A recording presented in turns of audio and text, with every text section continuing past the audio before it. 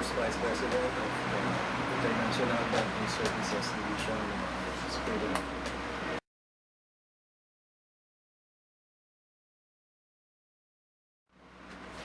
Interdependence is an attribute that links the different departments, groups, up to the smallest units of an organization.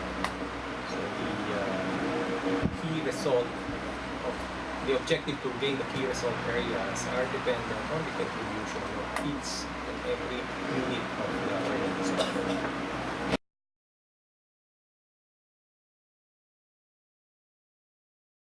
Interdependence is key in this organization because the revenue the revenue objectives of the bank can only be achieved if there is coordination and reciprocity among the different groups in this bank.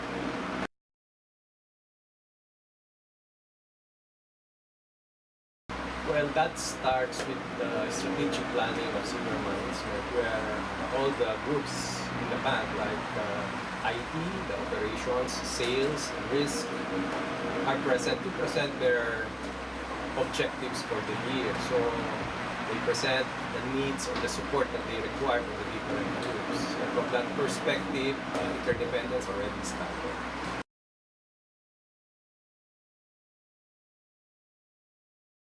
After the strategic planning, what comes next is the implementation. So it's the middle managers that really implements the plan. So at their level, they are also dependent on the various departments. So for them to do, let's say, an activity or a process, they have to consult the IT group. They have to go to, for example, HR for the people to be hired in order for them to implement what they're supposed to do.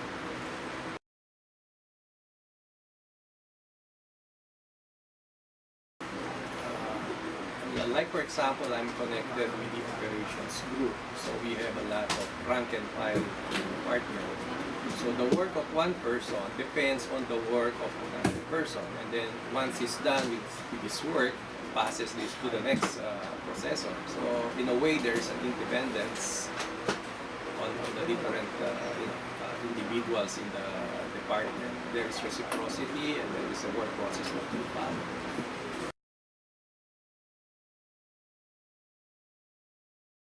Interdependence is a way of life.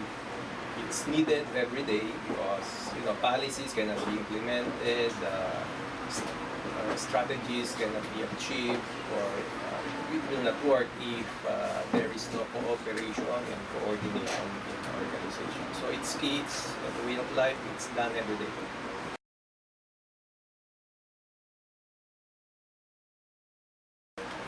Interdependence creates synergy, and synergy translates to cost savings and, of course, revenue generation.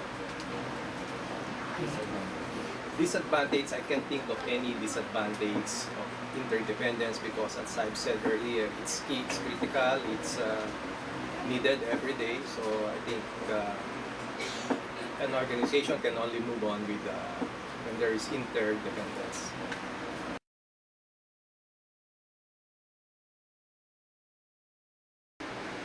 During the strategic planning of senior management, they talk about short-term and probably 3 to 5 year long-term plans.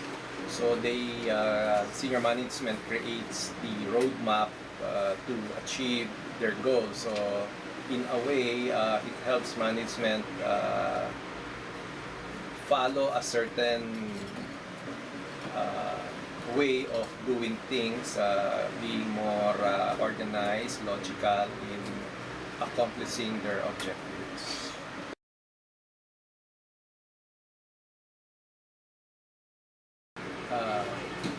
Interdependence is a concern of all.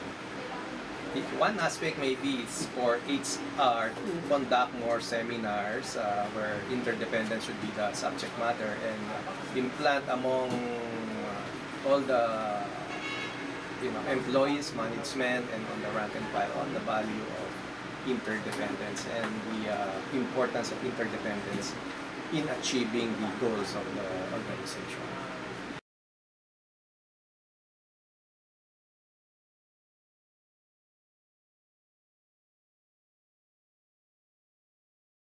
I am Efren Suladwinas, Senior Manager. The head of the OBRCP, we practice, like for example, the remittance, upon receipt of the MT-103, we give endorsement to the account officer for their instruction or disposition of the transaction. Upon receipt of their instruction, we implement, I give to the processor to process the transaction.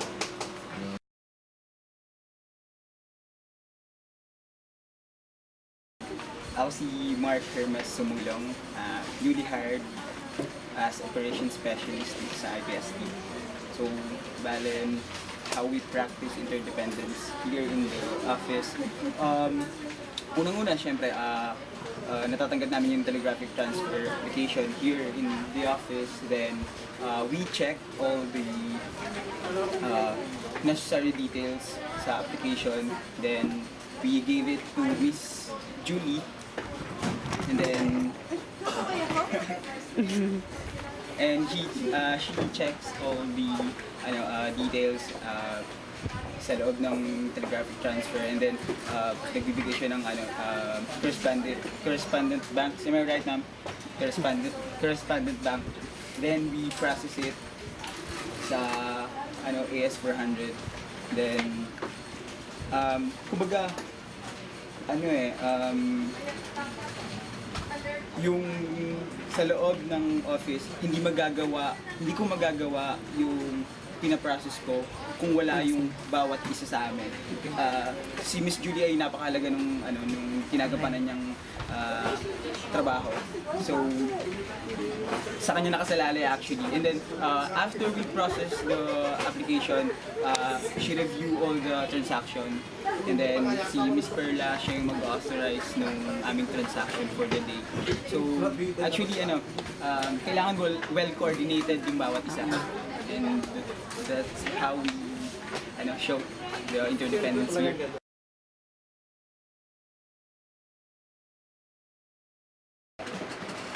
I'm Beto Campo, General Assistant Manager in Security Bank. Topic is interdependence. When you say interdependence, your transaction depend on other people. It may be an internal or external client. When you say internal client, it is the department which your work is related to. For example, on my line of work, I deal with account officers, with RMs, with branches. When you say naman external client, you deal with the beneficiary of your transaction, such as for my case it's remittance, so it's the beneficiary of our OFWs. I also relate within our department, like in word remittance, so I deal with also our remittances, export and import.